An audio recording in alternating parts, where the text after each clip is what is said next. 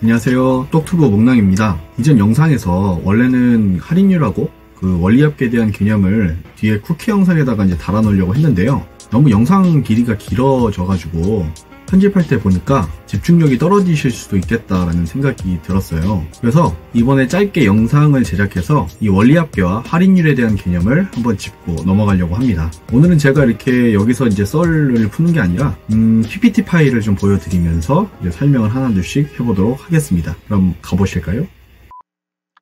그럼 이제 이 원리합계와 할인율에 대한 개념을 좀 자세히 한번 다뤄보도록 하겠습니다. 저는 이 영상에서 뭐 어려운 수학 공식이나 뭐 이런 것들 유도하는 건 절대로 하지 않을 생각이고요. 뭐 식을 막 주구장창 막 나열해가지고 막 머리를 복잡하게 하는 행동은 절대로 하지 않겠습니다.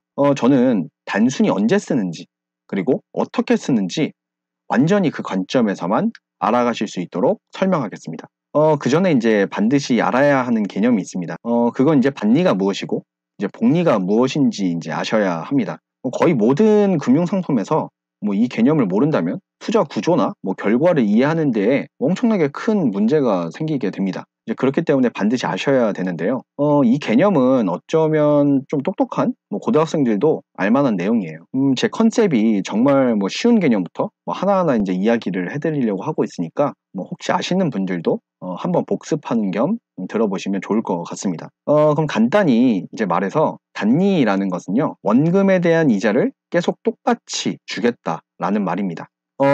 이제 단리로 1년 뒤에 이제 원금에 대한 이자를 주게 되고요. 2년 뒤에는 이제 원금과 원금에 대한 이자를 똑같이 2번 주겠다는 말입니다. 이걸 조금 더 이제 자세하게 예시로 이제 이야기를 해드리면, 10,000원을 5% 단리로 이제 투자를 한다면 1년 뒤에 10,000원과 이제 이자 500원을 얻을 수 있겠죠. 똑같이 2년 뒤에도 10,000원과 500원을 2번 얻을 수 있겠다는 소리입니다. 반면에 이제 복리는 원금에 대한 이자, 그리고 이자에 대한 이자, 그리고 이자에 대한 이자에 대한 이자, 그리고 이자에 대한 이자에 대한 이자에 대한 이자. 이거 말이 왜 이렇게 어렵지?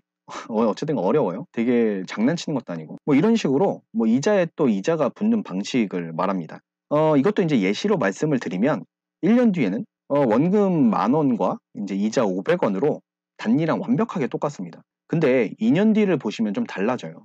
아까 말씀드렸듯이 뭐 이자에 대한 이자도 붙기 때문에 실제로는 500원이 아니라 525원이 붙게 됩니다. 여기서 25원은 500원에 대한 이자일 거예요. 다시 한번 이제 정리를 해드리면 뭐 이런 식으로 될 겁니다. 525원은 10,000원에 대한 이자가 아니다. 1년 차가 지난 금액인 1,500원에 대한 이자다.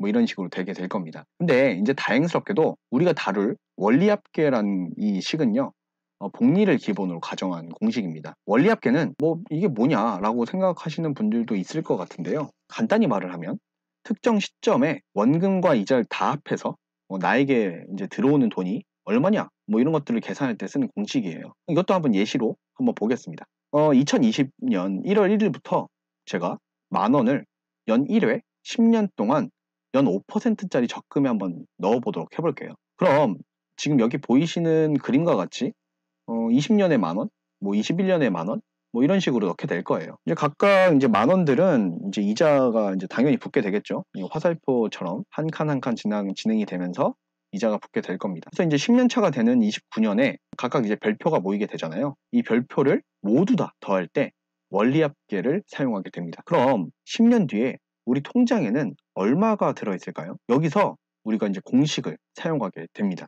어렵게 생겼지만 하나하나 이제 보도록 해볼게요. 뭐 우선 이자율, 그리고 투자 기간, 그리고 뭐 1년에 한 번씩 넣는 원금 초기 값, 뭐 이런 것들을 넣어보면 뭐 이런 식으로 되겠습니다. 뭐 이자율은 5%라고 했으니까 뭐 한 0.05, 그리고 투자 기간은 10년, 원금은 10,000원. 뭐 이런 식으로 이제 대입을 한번 해보시면 이제 결과값이 나오게 됩니다. 결과를 한번 보시면 12만 5,779원이라는 수치가 나오게 되는 거예요. 뭐 이런 식으로 계산하는 거예요. 대입을 해가지고. 그러면 여기 이제 12만 5,779원 중에서 10,000원씩 10년 넣었으니까 원금 10만 원을 제외하고 우리는 25,779원이라는 이 값이 온전하게 우리가 이자로 얻는 돈일 겁니다. 10년간 25,779원을 얻었으니까 우리는 원금에 비해서 대충 뭐 한 25.8% 뭐 이 정도를 이자로 받을 수 있겠다는 겁니다.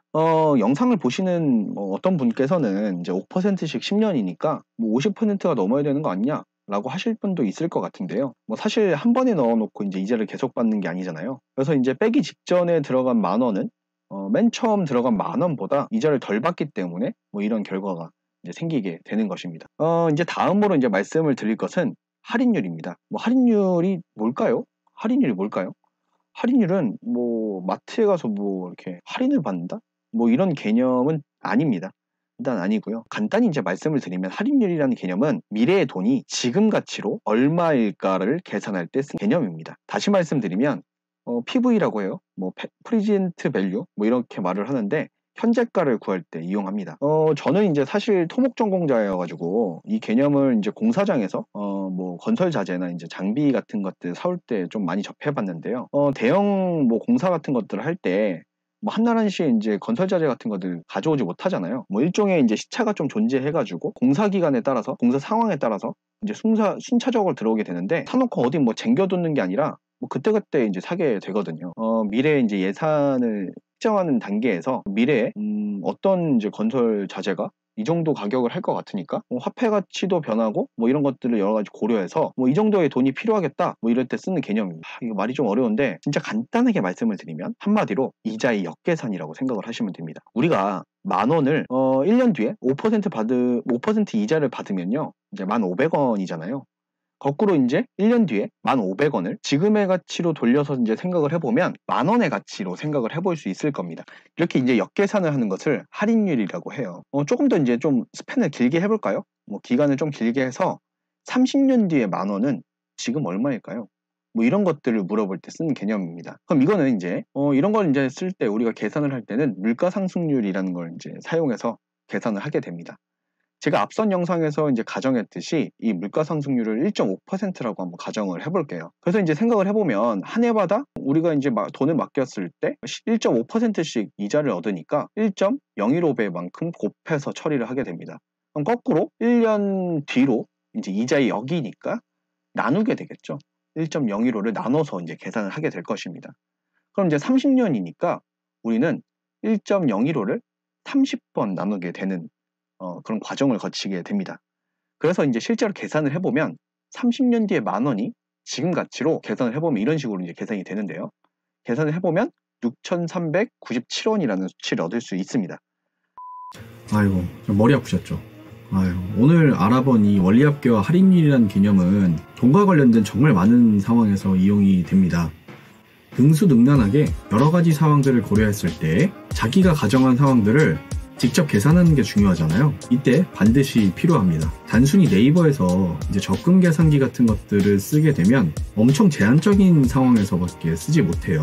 그래서 우리가 올바른 판단을 하기 위해서 수치적 판단을 했을 때 매우 큰 걸림돌이 되게 됩니다. 그렇기 때문에 이 원리합계와 할인율이라는 개념을 능수능란하게 다룰 수 있는 능력이 매우 중요하다고 할 수 있겠습니다. 그럼 오늘 제가 준비한 영상은 여기까지고요. 다음 영상으로 찾아뵙도록 하겠습니다. 안녕.